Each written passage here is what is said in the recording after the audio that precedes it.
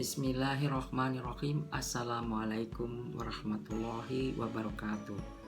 Salam sehat kepada kita semua yang menonton video ini. Semoga Allah senantiasa melimpahkan barokah dan rahmat-Nya serta melindungi kita semua dari segala macam bahaya, penyakit, dan ketidaknyamanan. Amin. Rekan-rekan yang saya sayangi, pada dasarnya setiap manusia mempunyai bakat dan diciptakan secara unik oleh Allah, sebagaimana yang telah digariskan di dalam surat Al-Quran ayat surat Al-Isra ayat 84 yang berbunyi, tiap-tiap orang berbuat sesuai dengan pembawaannya, maka Tuhanmu lebih mengetahui siapa yang lebih benar jalannya. Kata pembawaan di sini saya maknai sebagai bakat. Bakat menurut Gallup Organization didefinisikan sebagai pola pikiran, pola perasaan, pola perilaku yang muncul secara alami berulang-ulang dan dapat diterapkan untuk keperluan produktivitas. Dan jumlahnya ada 34 bakat. Pada kesempatan ini saya akan menjelaskan satu dari 34 bakat tersebut, yaitu bakat empati. Mungkin Anda, rekan-rekan yang menonton ini, mempunyai ciri-ciri yang akan saya jelaskan berikut ini mengenai bakat empati. Seseorang yang mempunyai bakat empati kuat, dia orangnya sensitif, peka. Dia dengan mudah dapat memahami perasaan orang lain. Perasaan orang lain itu seperti hadir terrekonstruksi di dalam dirinya, sehingga dia bisa memahami betul apa yang dirasakan oleh orang lain itu, dan dia bisa merasakan apa yang sedang dihadapi permasalahannya, dan dia mungkin bisa ikut mencari jalan keluarnya terhadap permasalahan yang dihadapi.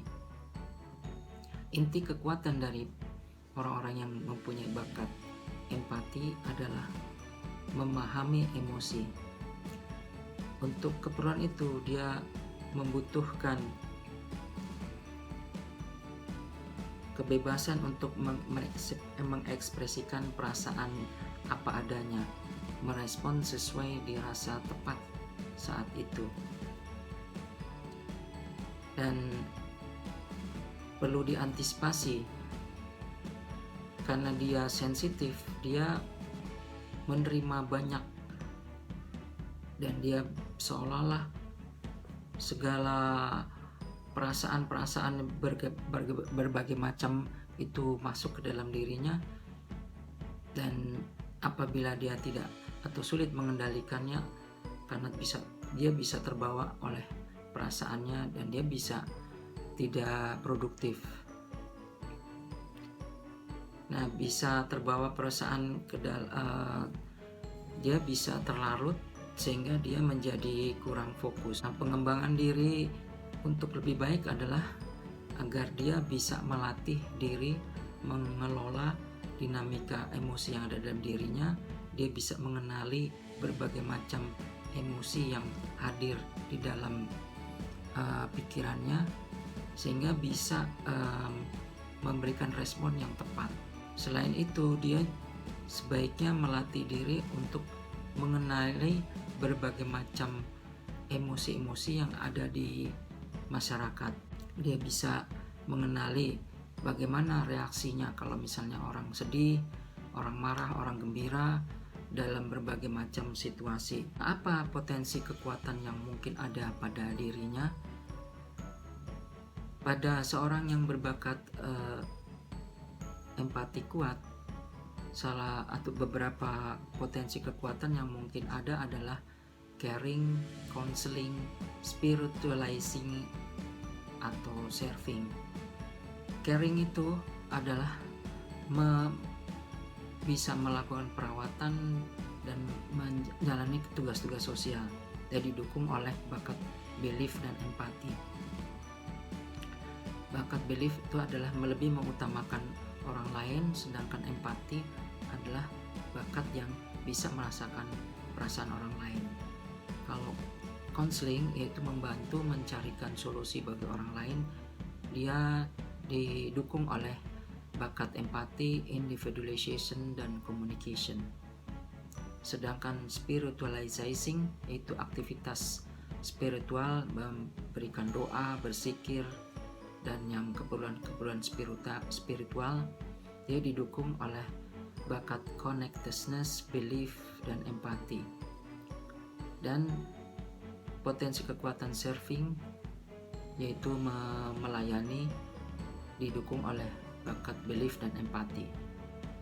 Untuk potensi kekuatan caring, counseling, dan spiritualizing itu termasuk tipe kekuatan caretaker, yaitu lebih mengutamakan kepentingan orang lain dalam pelayanan.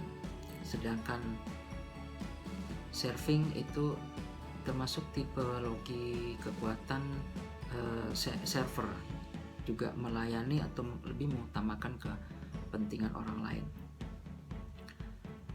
Profesi yang ada di masyarakat dari beberapa potensi kekuatan tersebut bisa dijalani sebagai seorang perawat, yaitu dengan bakat empati, individualization, dan belief. Dia mampu membentuk karakter, merawat pasien dengan perlakuan yang tepat sesuai dengan kebutuhan perawatan per individu. Sedangkan konselor dengan potensi kekuatan konseling yang didukung dengan bakat empati, belief, dan restoratif, mampu membantu orang menangani permasalahan, mengatasi permasalahan psikologi yang kasusnya berbeda dari setiap orang dengan orang lain. Spiritualizing profesi yang ada di masyarakat bisa berupa penceramah yang didukung oleh bakat empati, connectedness, dan communication, yang mampu memberi penenangan, bisa memberikan masukan-masukan yang berkaitan dengan keagamaan untuk menenangkan seseorang atau banyak orang dalam konteks agama. Sedangkan serving, pekerjaan atau peran yang bisa dimainkan seperti pelayan toko, yaitu dia mampu memberikan pelayanan prima yang didukung dengan bakat belief dan communication. Nah, seseorang yang mempunyai bakat empati terbatas, dia akan tampil sebagai pribadi yang tidak nyaman dengan adanya untuk memahami perasaan orang lain. Dia kurang peka terhadap perasaan orang lain. Dia perasaannya datar-datar aja dengan semua orang, dan perasaannya, dan dia sulit memahami apa yang dirasakan orang lain. Nah, bagaimana mensiasati bakat empati yang terbatas ini? Ya, pertama, mengakuinya, menerima apa adanya, sehingga bisa menerima dirinya dan bisa mengenali dirinya lebih baik. Bisa menanyakan langsung kepada orang lain mengenai perasaan yang dia rasakan. Karena dia tidak bisa merasakan, maka dia bisa menanyakannya langsung kepada orang yang diperkirakan mengalami atau dirasakan berpengaruh terhadap kata-katanya. Nah, dalam dunia bisnis, untuk menyiasati keadaan ini bisa dilakukan riset pasar untuk mengerti lebih jelas mengenai selera konsumen, bagaimana persepsi, perasaan, dan selera konsumen terhadap produk tertentu. Demikian penjelasan singkat saya mengenai bakat empati. Semoga penjelasan ini bermanfaat bagi Anda, bagi rekan-rekan sekalian. Wassalamualaikum warahmatullahi wabarakatuh.